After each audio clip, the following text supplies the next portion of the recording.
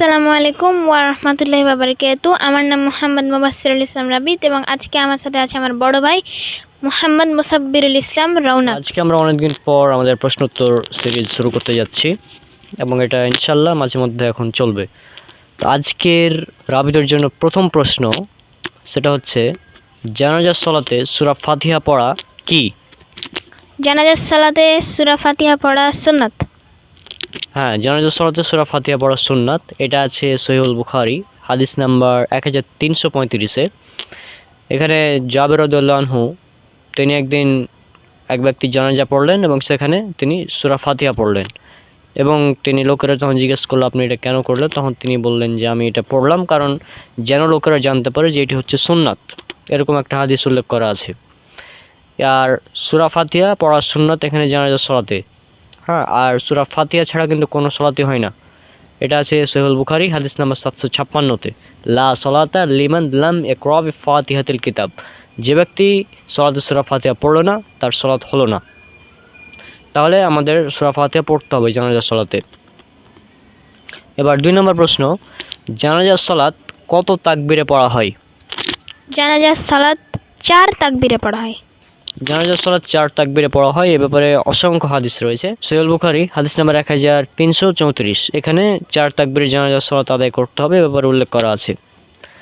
এরপর 3 নম্বর প্রশ্ন, সেটা হচ্ছে জানাজার সালাত আদায় করলে মানে কত পরিমাণ সওয়াব পাওয়া যায়? 1 কিরাত। হ্যাঁ, জানাজার সালাত আদায় করলে 1 কিরাত সওয়াব পাওয়া যায়। আমি লাস্টের 3টা প্রশ্নের উত্তর রেফারেন্স আমি একসাথে দিব।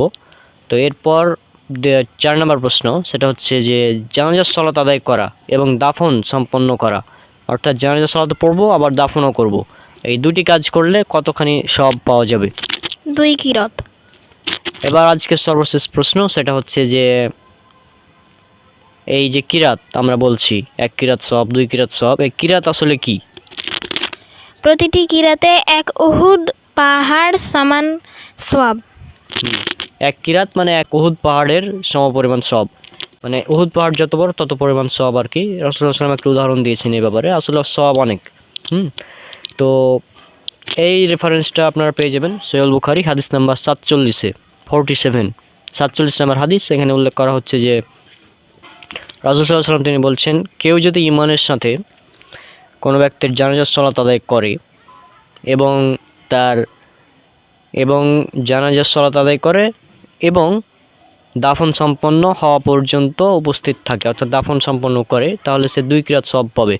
আর যদি সে দাফন সম্পন্ন হওয়ার পূর্বেই শুধু জানাজার সালাত আদায় করে চলে যায় তাহলে 1 কিরাত সওয়াব পাবে, আর প্রতিটি কিরাত 1 উহুদ পাহাড়ের সমতুল্য, এরকম হাদিসটা উল্লেখ করা হয়েছে।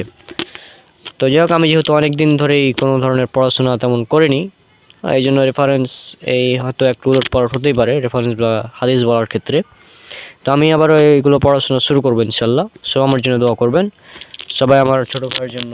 তো সবাই আমার জন্য দোয়া করবেন। আমি এখন ক্লাস 6-এ উঠলাম, আর আমরা যখন এই সিরিজটি শুরু করেছিলাম তখন আমি ক্লাস 3-তে ছিলাম। আর আমার ভাইয়ের জন্য দোয়া করবেন যাতে ওর পড়াশোনায় ভাইয়ের জন্য ভালো করে আর কি। তো আজকে আমরা বিদায় নিচ্ছি, ইনশাআল্লাহ দেখা হবে পরবর্তী এপিসোড দেখার আমন্ত্রণ জানিয়েই আজকে আমরা বিদায় নিচ্ছি। আসসালামু আলাইকুম ওয়া রাহমাতুল্লাহি ওয়া বারাকাতুহু।